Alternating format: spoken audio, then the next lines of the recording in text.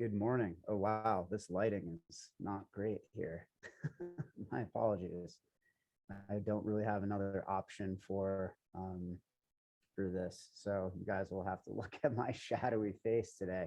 You look awesome. You look like Bummer. you're about to announce like the next anonymous hacker attack. Oh my God. I was just listening to the news about some possible cyber attacks. I don't even know what to think about it.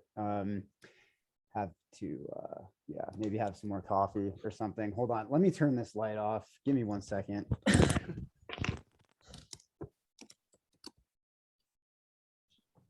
Joey, I'm not used to seeing you and TJ not on the same not at picture. It's the freaking me proof out. that we're not joined at the hip. Well, it just is what it is. My apologies. TJ, the trash is out. You'll be glad to know. Oh, Household God. is running without you just fine. Completely forgot about the trash. Did you put the recycling out? Oh yeah. We haven't talked in a minute.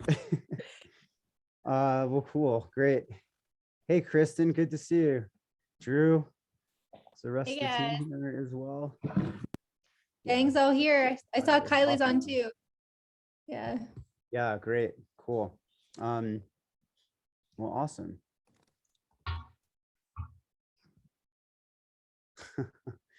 Well, we've got some topics for today, and yeah, I'm pretty excited about them. We've kind of got just some training topics, some topics around the kind of the mental side of training, and then also some wellness stuff too. So yeah, we should be able to cover quite a few bases today, I hope. But as usual, we tend to be long-winded and kind of get on one topic and roll with it. So if something comes to mind for you guys, please use the chat box. We always appreciate that. When everybody contributes to the conversation, I think it just adds a lot more perspective. And I know you guys, everybody who is on this call, you guys are engaging in this process at a really high level. So your perspectives are also really valuable to us. So please don't hesitate to chime in. Yeah, maybe because we've only got Sarah for the first 20 minutes or so of these calls, I think I want to start things off on the mental side.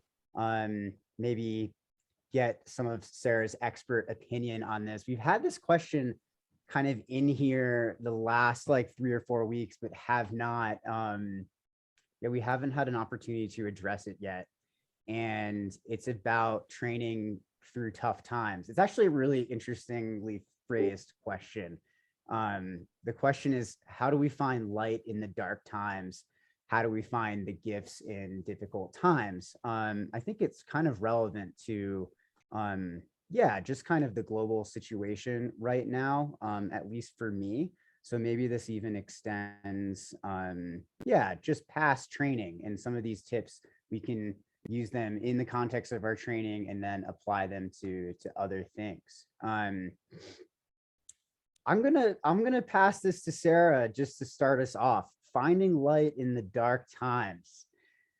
Maybe a little bit vague, but Sarah, what are your initial thoughts on that?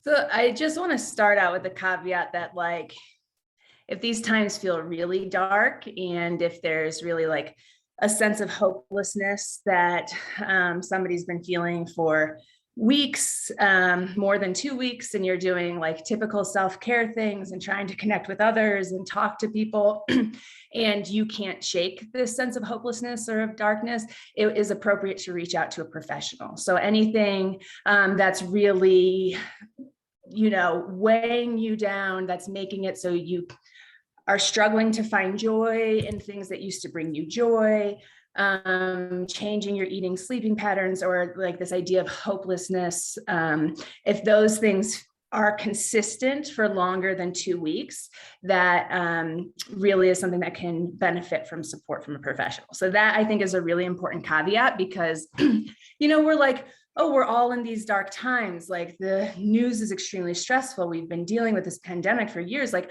of course, we've all been stressed out of our minds for more than 2 weeks, right? Like so that I just want to say, like, if it's, but if it's really like, I'm going out for these runs and like I love running and none of my runs are bringing me joy. Like that's something different. Right. So I just like want to put that out there. So in terms of like when right now, right, the news is awful and everything is just really overwhelming. Some things that we can do to try to filter some of that or buffer some of that. One would be like managing your intake of the news, social media, sticking to written content as opposed to visual or audio content, which can be triggering and can like give you, so like images and sounds can be more traumatic or like stick with you and end up in like nightmares and things like that more than written words will. So that would be one thing. Another thing would be prioritizing gratitude. So doing a gratitude activity daily or night, every morning or night, or something that requires you to shift your perspective to look for the good. Because sometimes when we're seeing the negative all the time, like our brain sort of gets stuck in that mode and we're noticing the negative a lot more. And so doing something that is intentionally making you notice the positive can be helpful. Connecting with others. So if you are stressed, overwhelmed, sad about anything, you don't need to deal with that alone. If it's anything related to the news, there are millions of other people who are feeling the same things you are, regardless of what you're feeling. There are others who, whether or not they've had the same experience, they have experienced that emotion before. And so you can connect to the people in your circle, and so, yeah, leaning on people, keeping an eye out for the positive. And then just, all of the typical self-care things that we talk about, like sleep and eating healthy, mindfulness, all of that stuff is, as important as ever, and are like always the first things that if you do work with a professional that they would start with. Yeah, thank you, Sarah. I think that was great. Very, very helpful. I appreciate you. Yeah, just adding some direction and differentiating between maybe something that we're feeling that we're working through, its challenges on our runs, and then maybe something that's a bit deeper that would involve maybe some one-on-one focused work with a therapist, a counselor, something like that. I think it's really important for, just athletes to maybe build an awareness around what is an appropriate response for the things that they're feeling. I just wanted to pass this around to the other coaches, and just, I know in the context of training, we all have moments that I guess, quote unquote, could feel like dark times. Personally, I try not to put an expectation on myself to get anything specific out of that. I think that if I'm going through a hard time, I tend to just lean in and accept that I'm going through a challenging time in my training. In my experience, the gifts of working through that come later, not in the moment, especially in the moment of the biggest challenge. So I would just say my advice is to not put an expectation on yourself that you're going to feel a kind of gift come out of that tough moment right away. Sometimes, at least for me, those things are happening, 2-3 months after a big challenge, well down the road. How about Kristen? What are your thoughts on working through the dark times in training? I think they're inevitable. And I think that no matter what kind of athlete you are, whether you're just starting or whether you've been around the block for 20 years, you're going to have highs and lows. Like, this whole sport is about peaks and valleys. And I think it's really important how you navigate those things, because as we see on the news, as we see on social media, that everything Sarah was talking about, there are so many things we can't control. We can't control 99.9% of what happens in life outside of ourselves. And so I think, TJ, to your point, like it is really important to just lean in and understand, like, all right, batten down the hatches, here we go. It's going to be a bumpy ride, and just expect it to be hard. But at the same time, like, make sure you're taking care of yourself. Drink 8 glasses of water every day. Take your vitamins, take your supplements. Make sure you're, prioritize getting 8 hours of sleep. Eat nutritious, wholesome foods. Do what you can to take care of yourself in those moments, because that's all you can do.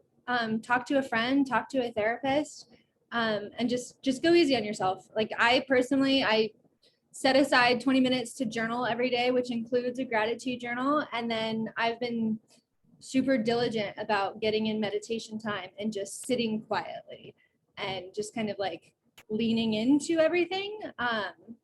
But you have to take care of yourself first and foremost. Yeah, absolutely. Yeah. Thank you, Kristen. I think that's just so important. Again, controlling what you can and trying to let go of the things that you can't control. I think really, really important. Zoe, what do you think? There we go. Yeah, I think it is super, super important to if it is something that feels significantly heavier or darker than usual in a way that is meaningfully changing how you navigate life, definitely reach out to a professional, definitely investigate all the modalities that exist for engaging with your mental health, like playing with little Brady. Hi, Brady. Sorry, she's just so cute. Play with Drew's kids. And it's also totally normal and okay to experience dark stuff. And I think that just to affirm everything Sarah says as the mental health expert, I really caution athletes to stop consuming media up until the point that it's helpful. So many folks like myself, right, will overconsume media because it stands as a proxy for our ability to act in a world where we have very little control over geopolitics. I know that I can personally tend to overconsume news and overconsume information to the point that it becomes counterproductive for my mental health because I feel frustrated about my ability to positively impact the world. I think it can also be really helpful to set boundaries with friends and family around what feels good to discuss. There've been times when I was recently really working through an injury where I just had to be like, hey, TJ, I don't really want to talk about training right now. Not ready, not in a good place. It's not helpful for me. And that was a very empowering thing. And it just kind of helped establish the ground that I was going to stand on that day. And it's okay to be tell your partner hey, I actually don't really want to talk about Ukraine right now. Or hey, I don't want to talk about this upcoming race. I'm just it's not working for me. Not in the mood. And people will respect that. And people will see that as a sign of strength. And that's always an okay thing to do, is to know what is good for your mental health and to communicate that in a succinct way that you don't need to over-explain it. You don't need to rationalize it to people. You can just say you know what, I'm as informed as I need to be today. We're going to leave it at that, at the office water cooler or at the family dinner table. And I think that can be a really, really impactful tool. I will also say that, something that I have been thinking of a lot in my own life is figuring out, I always thought that self-care was a one size fits all description, right? I thought it was just a bubble bath or just a hike with my dog. And I'm learning so often that self-care is kind of an ever evolving prescription for my life. Some days self-care is signing off work early and taking a bubble bath. Other days it's doing a tough workout on the bike or on the road. And knowing what I need in that moment and what you need in that moment, and developing self-awareness of okay, I know that I need something. How can I sit with this feeling and really feel it and then respond to it with self-care and not incidentally use modalities of self-care to actually become numbing mechanisms, right? If you're using exercise to numb what you're feeling, that's not true self-care. If you're using food or rest or whatever to avoid sitting with feelings, that's not self-care either. Real self-care allows you to better connect with feelings and work through them as opposed to avoiding them. I'd be remiss to also to kind of bring up positive self-talk. I know that's a topic that we discuss routinely in calls, but it can't be discussed enough. It's something I remind my athletes of all the time. Kind of like that, you focus on the negative and the negative builds and becomes maybe bigger than it really is. But there's power in focusing on positive. Like, of course, everything isn't going wrong. So what's going right? Let's focus on that and then use that to build up our confidence and ability to, just be positive. Positivity is a huge, powerful tool when it comes to life in general, but specifically running, whether you're in a run or just having a string of not satisfactory runs, whatever it is, but just that's important. Yeah, Drew, thanks for just mentioning that the inner coach that we're all working hard to develop in our training is also a voice that we can use on a daily basis. And I would strongly recommend that everybody here who is working on their positive self-talk, especially as a process-oriented goal in the context of a long run or a workout or in a race, works on also kind of transitioning that into real life situations. I mean, that's the beauty of the microcosm. That's, the point of training is we get taught these lessons in in this kind of like safe environment where, if we fail, it's not that big of a deal. If we mess up self-talk, it's not that big of a deal because it's just running. But then we can use the things that we learn in that context and then translate them into life itself. And those are really valuable tools.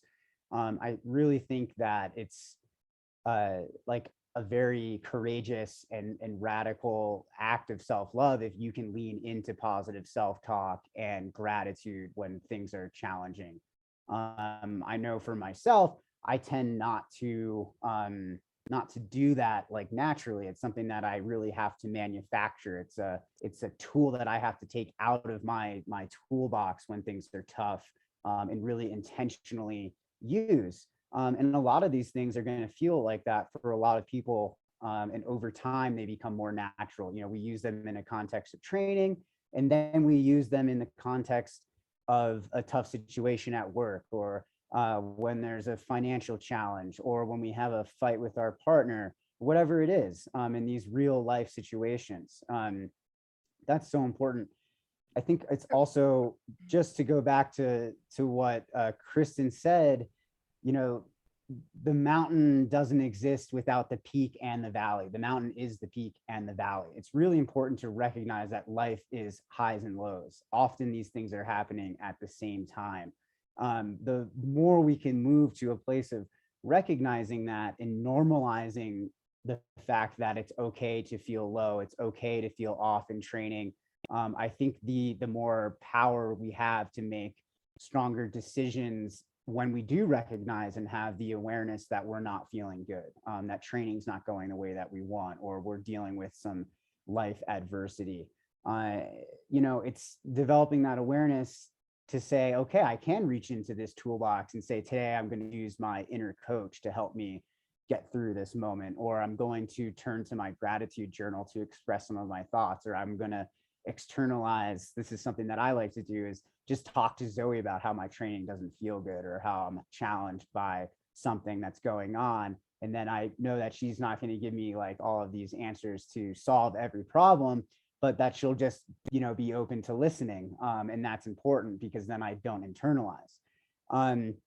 Yeah, Kylie, what are some of the things that you kind of do, or you recommend to your clients who are maybe struggling to deal with challenges or setbacks in kind of their process of improving on the nutrition side of things?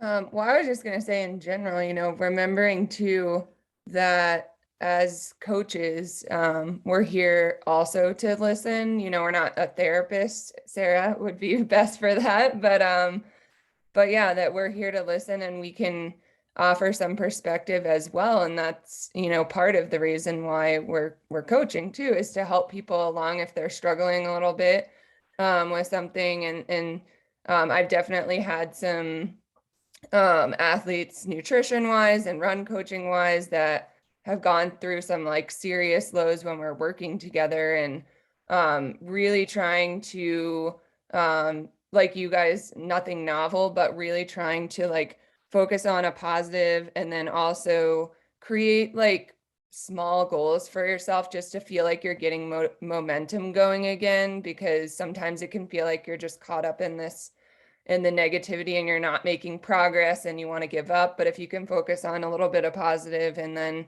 you know, even if it's just a matter of kind of like Kristen was mentioning, like, I'm going to get in my hydration for today, like whatever that goal is. And it's something really small, even though it seems maybe insignificant, but you're still then taking steps to take care of yourself and move forward. So that forward progress. And then in regards to myself, I just similarly, I've never been like a huge journal person, but I have started doing the gratitude in the morning, which has been really helpful to kind of reflect and get my day started on the right foot.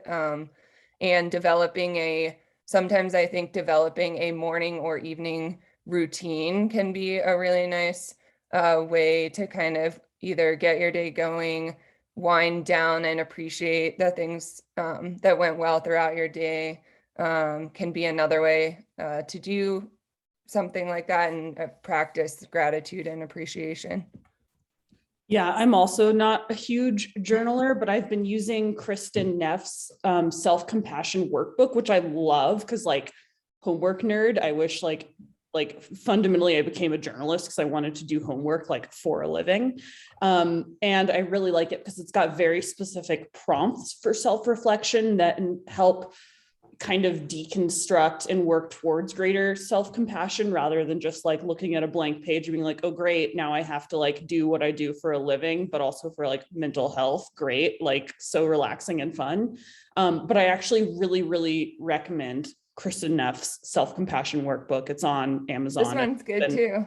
Yeah. The 5-minute journal. Ooh. It has, I don't know if you guys have heard it, but it has like a gratitude prompt in it and a quote. And then, so it has a morning and a night, like highlights of today. And then, you know, what did I learn today type thing. So again, like you were saying, I don't always do the best without some kind of prompting. And this is nice because it's just like short and not overwhelming and not a lot of pressure.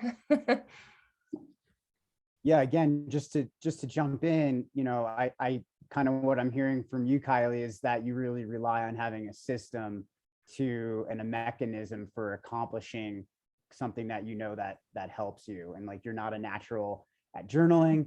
I admit, like I'm not either. I'm writing in the logs all day. The last thing that I want to do is write in a journal. I totally get that. So like when you have a mechanism and a system in place that allows you to do that, where it requires less thought, it's a lot easier to turn that into a habit.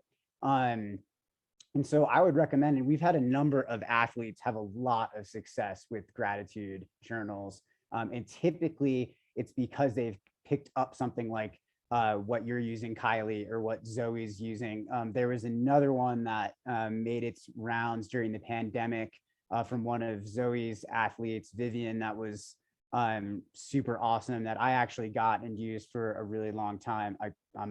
I'll try to post it later if I can remember what it was, but I think it's important. And also when you're trying to develop that mindfulness muscle and you're trying to build your awareness, it can be helpful if one of those books or journals has some prompts that help provoke some introspection or some thought. That's kind of my 10 cents on that. I tend to do better if there's some structure built in to the system, rather than having to kind of ruminate in my own head about like, whoa, what am I feeling today? You know, I'd rather have something that tells me like, pick 5 things that you're grateful for at work today, or pick 5 things that you're grateful for at home today. And having those prompts can be really helpful for shifting the mindset. Awesome. Well, maybe did you guys have any of the other coaches want to put another word in on this? I know it's such a big topic. Okay, well, I think the silence says it all there. Yeah. Uh, let's see. Let's move on to another question here. I guess in the same vein, let's stay on the same topic for a minute. In the same vein, we're all athletes. Sarah, Kylie, Kristen, Drew, Zoe, we're all competing. I think it's really important as coaches that we walk the walk and talk the talk. That's kind of a phrase that I like, but it's like we understand what you guys are going through because we're doing it also in our own lives. Like we're training, we're going through the same highs and lows. We're experiencing those same things. And so it allows us to have a more compassionate and I think empathetic view on the struggles that exist as athletes. We have a question about kind of like processing the different things that you feel during training. And so the question is, as athletes yourselves, how do you go about processing and thinking deeply during the high points in your training or racing?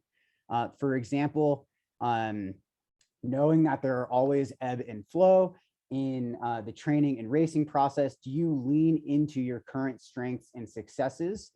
Or do you try to remain modest, knowing that you don't want to put too much weight on the highs? I think this is a really interesting question. Yeah, who wants to take a shot at it? Start us off. I'll jump on just because I have to run out. So so like, right. So I'm sort of in a high point, like probably like the athletic high of my or like life right now. Never got first place before 2 weeks Only ago. so far. Right. Yeah. So far. And so exactly. So like, yes, I am enjoying this moment. Like it feels really good. And I'm leaning into that joy. And I have a race in like 12 weeks that I don't have any expectations about how I'm going to finish that race. So I'm not like, oh, I'm unstoppable and now I'm going to win everything and I don't have to work. Right. I'm like, that was amazing. This is such an incredible experience. I actively looking for other races so that I can try that again.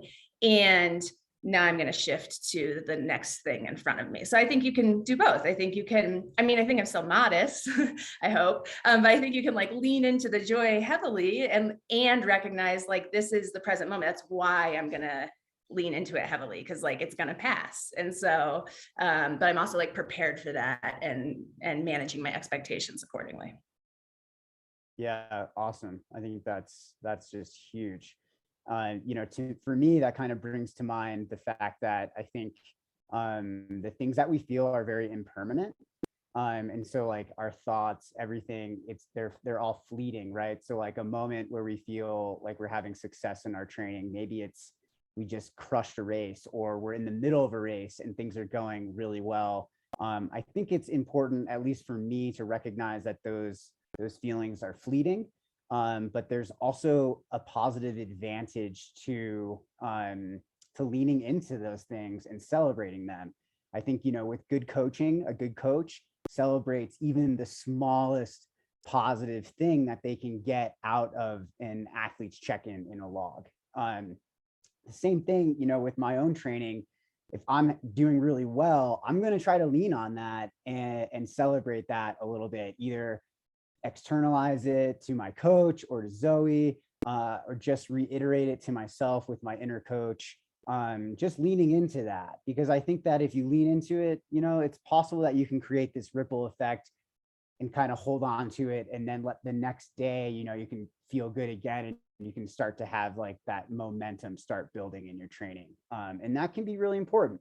Again, I think it's wise to recognize that those feelings are fleeting. They're not permanent. They may not last. They may be subject to things that are outside of your control. And so having kind of that a bit of a pragmatic approach to that and understanding of it is key, because I don't want athletes or for myself, I don't want to move from one high to a low.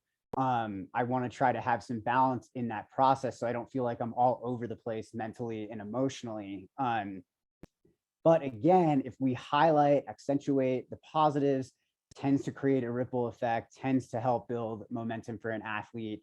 But when you do feel that momentum starts to shift, or when I feel like that starts to shift, I try to recognize that in the same way that I'm recognizing that I'm feeling really good. And then I try to implement some of the things that, we talked about in the last question, that were going to help me to move back into that place of positivity, whether it's, for me, it would be meditation or resting a little bit more, making sure I'm eating well, controlling the things that work for me when I control them. Yeah. Who else here? Zoe, I feel like you've got something to say on this one. Just assuming.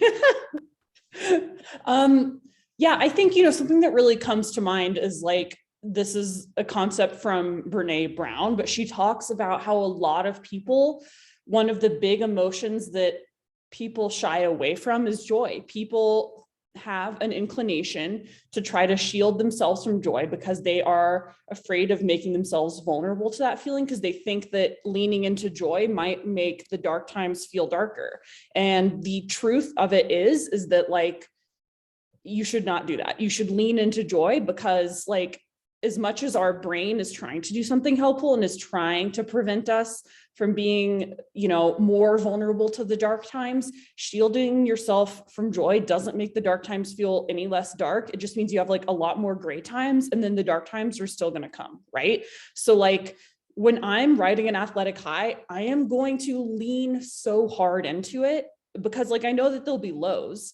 And not leaning into the highs doesn't make the lows feel any less low. Lows are still going to come no matter what. So you might as well really enjoy surfing the waves as they come, and not trying to like, I don't know. I don't like humility. I think humility is overrated. I think having an accurate self-concept is something that we should prioritize over humility, particularly because there's been for so long a gendered aspect to humility, like the things that men can say on podcasts without sounding like an asshole. Like I could never pull that off without people coming in hot to my DMs.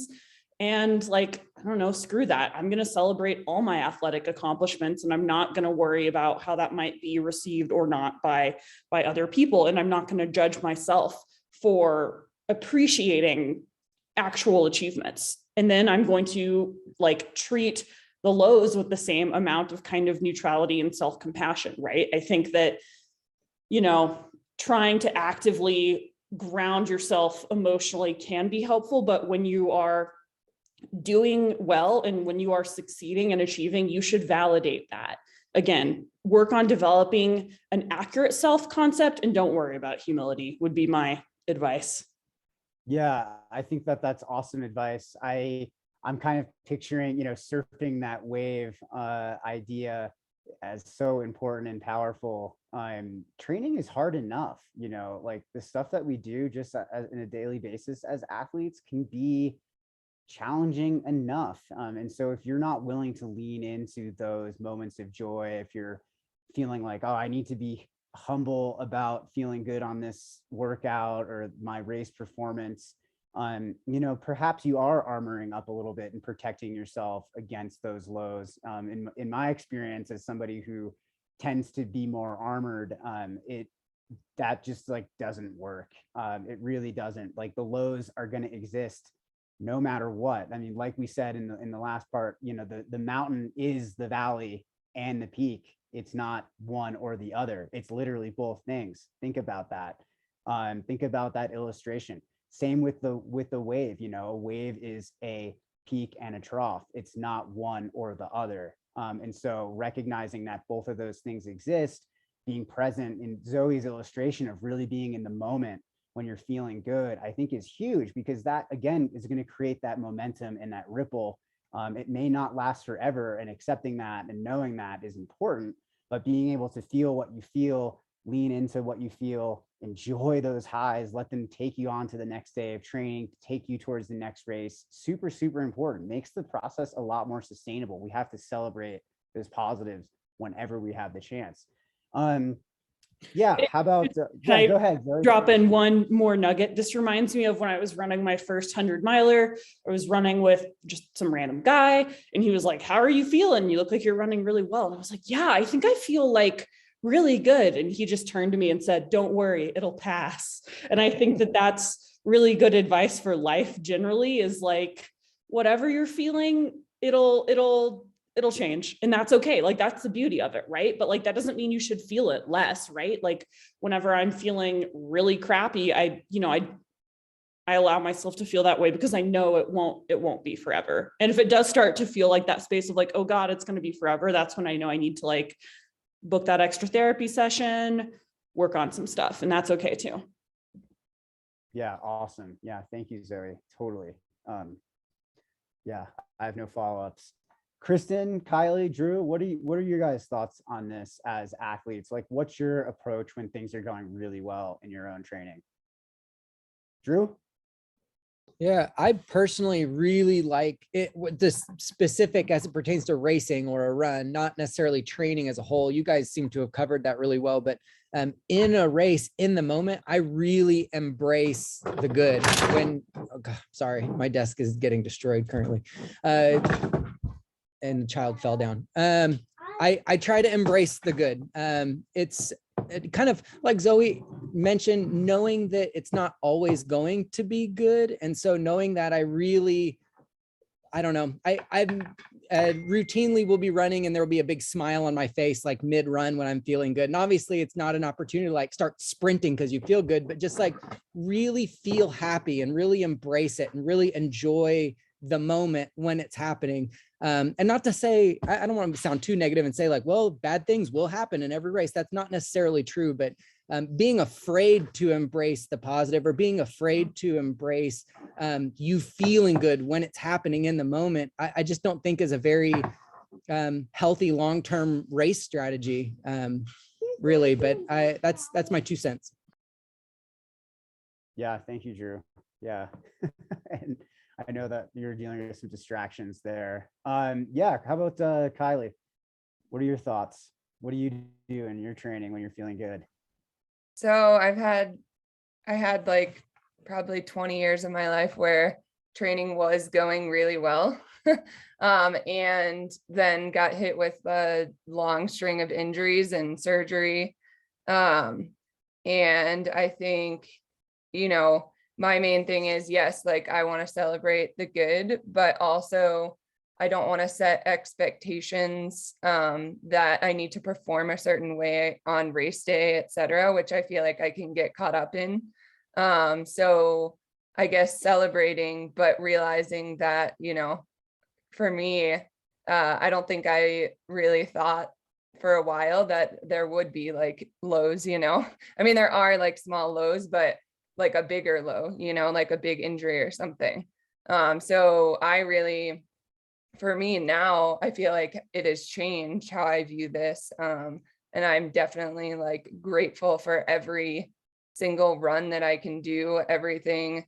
When my training's going well, I'm, celebrating that. But then I feel in the back of my mind, I'm still like kind of cautiously optimistic in a way. I don't know if that makes sense, but yeah, I'm not suppressing any kind of like joy there. It's just, I think I am now kind of like reining it in a little bit, because I used to be like, oh yeah, I'm, everything's going well and I'm going to race well and I'm never going to get injured. And so changing that perspective a little bit, because my perspective got changed when I got injured. So I don't know if that kind of makes sense. I do celebrate the positives, but trying to be cautiously optimistic. Yeah, and kind of what I'm hearing is you, as somebody who's experienced just such a string of, feeling so good in training and racing well, and just having, high after high, or maybe success after success, when you're dealt with some pretty serious injury blows, that can almost create a kind of a reality check sort of situation. Like, hey, well, I'm a human. I'm not invincible. I'm not invincible to injury. And I can experience lows in this process too. And so almost having, like a strong level of self-awareness and a realistic approach to this. I think, you're almost describing what Zoe was describing, but just kind of in your own language. Yeah, not as eloquent as Zoe. Nobody is. You can't. I don't even try. We're all good. But I think it is important to just recognize that, you know, the positives are just as fleeting as the negatives, as the lows. You know, those highs are important, you know, lean into them when you can, but, you know, don't take shortcuts.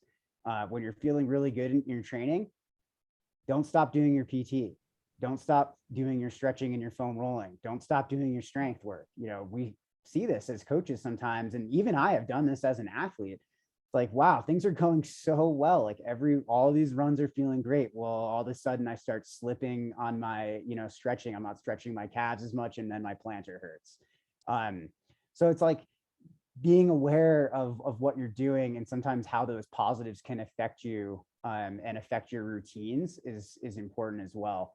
Kristen, I do really want to hear from you. I know that you are, I don't know if you want to be open about it, but maybe going through a lower period in a period of uncertainty in your training, but I've also maybe come off some high points too, and what you've kind of been thinking about in this process. Yeah, I can definitely talk about this. Yeah, so I don't know. I started running competitively as a 12-year-old and ran all through high school, all through college.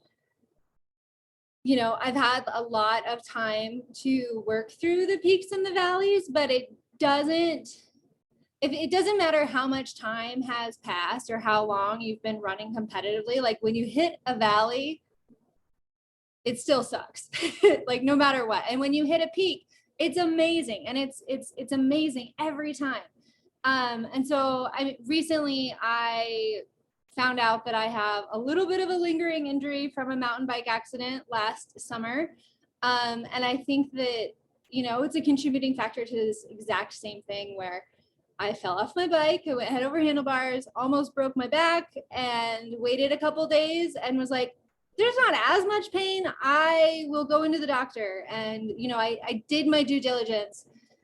And then when I started running again, it felt a little bit different, but I was training for a race distance I had never done. And so what ended up happening is I have 3 herniated discs in my low back, which is rubbing on, one of them is like rubbing on my sciatic nerve, which has caused my glute to stop firing. So for the past 6 months of training, my left hamstring has been taking the full load of miles, I guess. And so that resulted in a strained hamstring.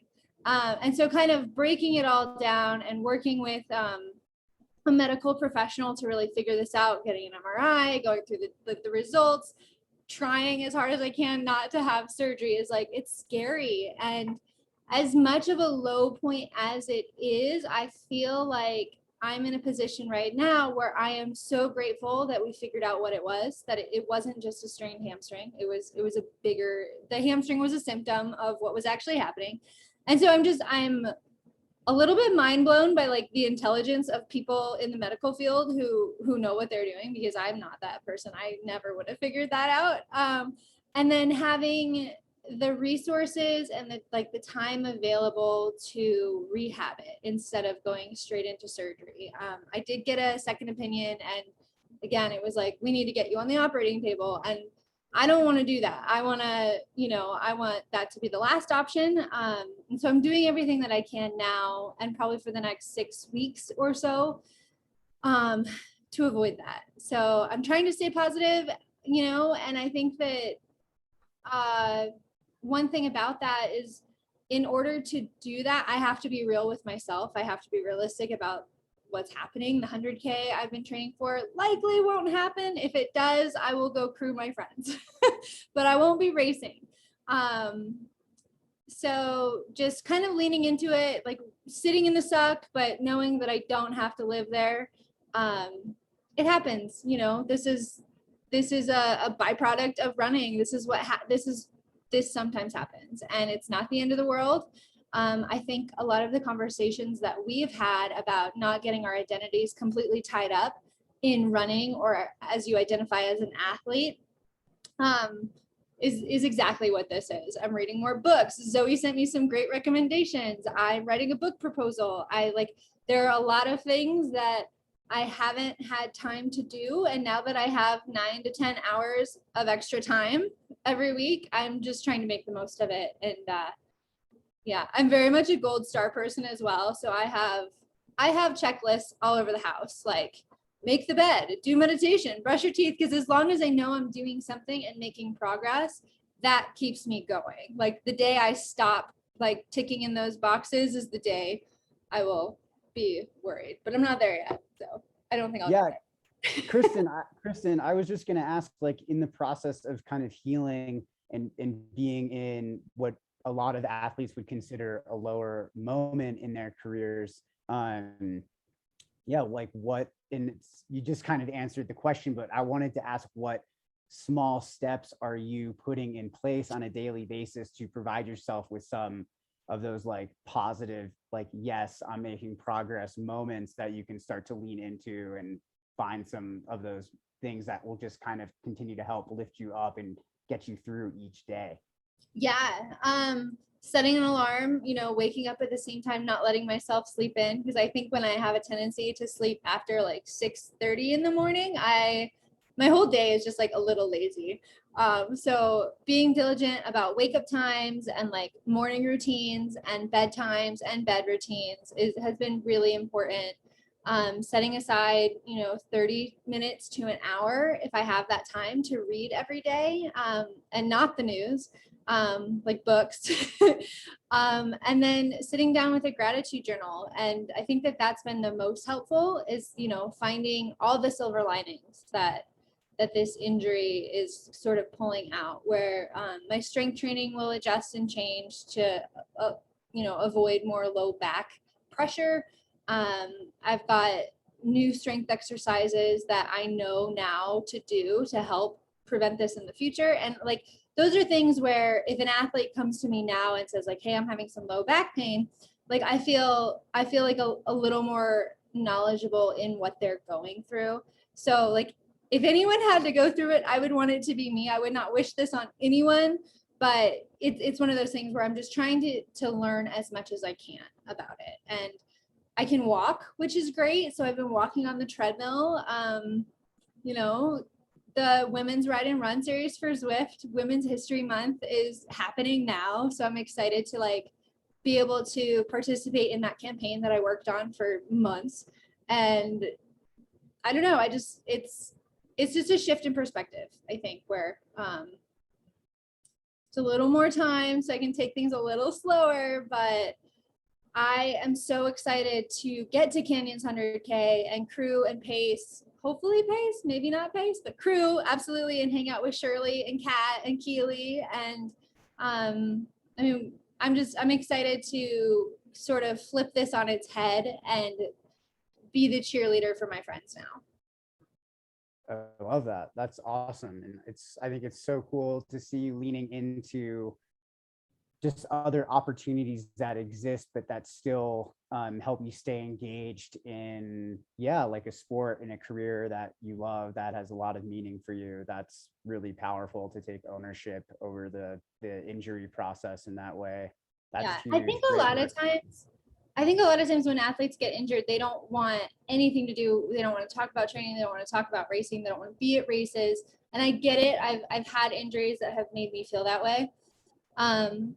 But I think after 2 years of no real races and, COVID times, I'm so excited to go watch a race.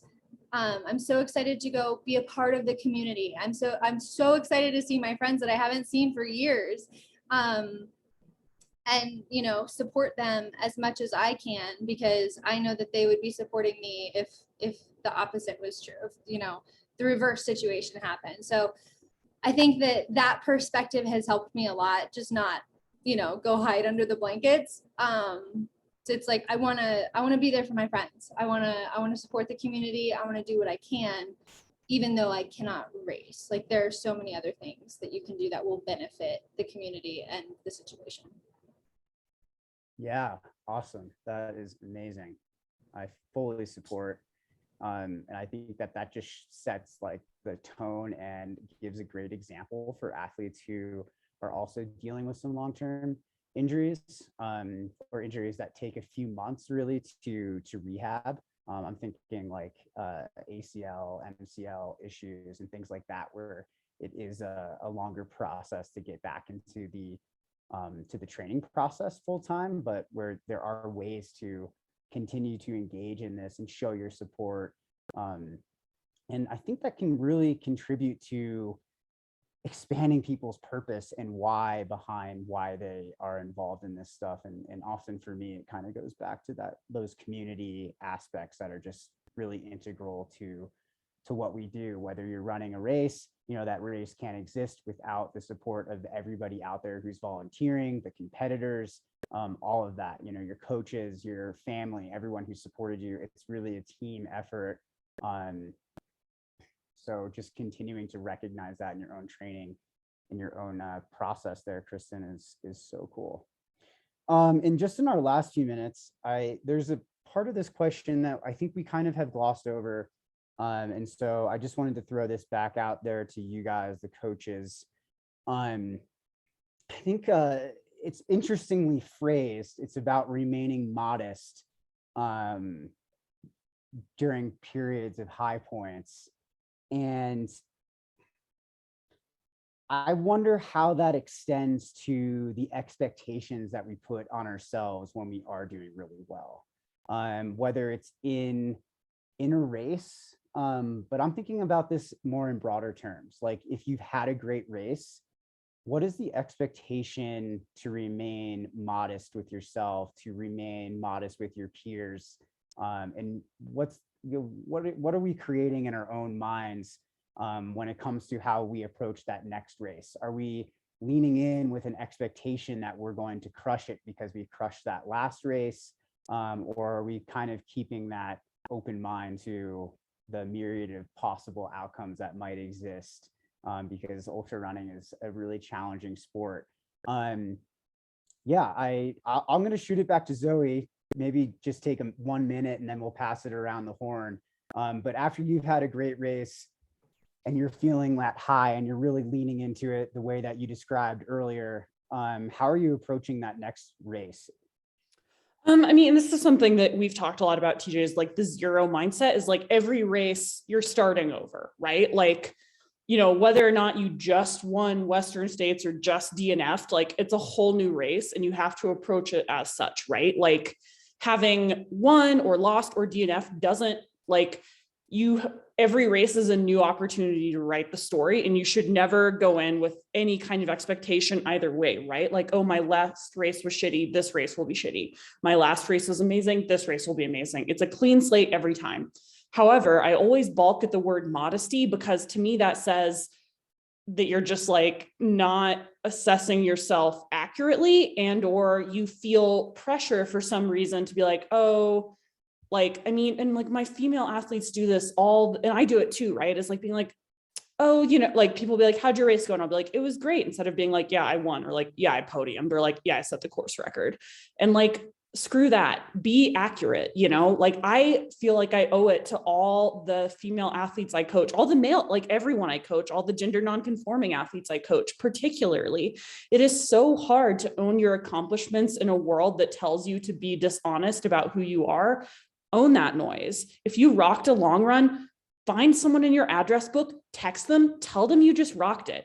Be honest about what a badass you are. It doesn't mean you have to like dunk on people or whatever, but I think that we owe it to ourselves and to each other in this world to be honest about our accomplishments, and that we can be honest about our shortcomings too, right? If you're the kind of person who can't own your successes, it's going to make it harder for you to own the failures too. And like, that makes it like when I'm able to own what I've achieved, that makes it way easier for me to be like, yeah, I almost pooped my pants on this long run. And then I walked the last 2 miles. Like honesty means honesty on both ends. Right. And I think that modesty is often a weapon leveraged against people who are striving for excellence. And I want nothing to do with it, because it makes me think of like growing up in Arkansas and being told to like, don't show your knees, and like, fuck that. I'm fast. I have knees, deal with it. Thank you. That was incredible. Sarah, what are your thoughts? I know you kind of had mentioned before you jumped off to take your Yeah. kids to school, some thoughts about expectations and approaching your next race. I think if we hold in mind that infinite mindset and look at races as an opportunity for us to test our own growth, right? Like it's, if we think about there are no competitors other than the competition that we have with ourselves. So each race is an opportunity for us to say, what can I do out there today? Right? I think that can really help. So it's like, okay, I had this experience at this race in this context, and now I'm curious about what's going to happen at this race in this context, as opposed to, having expectations or like thinking that like one leads to the next, especially with trail running, where so many trails are so different. The race formats are so different. It's like apples and oranges. And, so I think the infinite mindset piece is really important for thinking about growth instead of like winning. And then John Kabat-Zinn has these attitudes of mindfulness. And I think so things like non-judgment, beginner's mindset, or like Zoe said, that zero mindset, patience, trust, and like turning to those concepts and looking at them as like guidance when there's, some emotional challenges with some of the thoughts around, recovery or preparing for the next race, or some of those questions. So like one of them is that letting go, right? So we accept that there are difficult feelings, and that everybody gets on board with, right? Like this difficult feeling will pass, but the letting go piece is harder, which is like, the joy will pass too, right? These good things will pass, things end. And so that bringing that attitude of mindfulness in can be helpful. Awesome. Again, really well said. I really appreciate, and I think the athletes do as well, that your perspectives on that, Sarah. Kristen or Kylie, the last word in our last couple minutes. You got it, Kylie. It's going along with what I said before, and it is kind of agreeing with what Zoe is saying too, that going into a race, I think it's great to celebrate your successes, but also not like putting a lot of pressure on yourself to achieve something at a specific race. And I think that too can cause a lot of, if you get a lot of anxiety, that zaps the energy and your ability to actually enjoy the race. So I think kind of managing expectations a little bit and kind of approaching it that way would be my, I guess, how I approach things. Yeah, awesome. I think that makes a ton of sense and can, just be really relatable to our athletes, which is super, super important. Again, just in my own personal training, I've seen iterations of myself where I do put that pressure on the results, and having done well at one previous race means I should do well at another. And almost always that contributes to a less than desirable outcome. And I think the process of letting go, the process of adopting the zero or infinite mindset approach, very, very helpful. Let's try to start every day from zero. Let's try to start every workout from zero, and especially every race from zero. There are way too many variables that we have to deal with as trail runners, everything from like changing weather conditions to how technical are the trails. Like, what are our competitors doing? Like, will the aid station volunteers actually like have water? Will they even be at the aid station when I arrive? Like, there are all these like crazy things that can happen that are outside of our control. And if we expect a lot, it gets very difficult to remain flexible and open-minded and then problem solve really well during those moments of challenge out there. And the idea in this is to develop that tool set so we can problem solve really well and then try to reach our potential out there. All right, guys. Well, thanks. That's all the time that we have. Looking forward to seeing you guys next Friday. I hope you enjoyed the call. I know that I really did. Have a good weekend. Bye.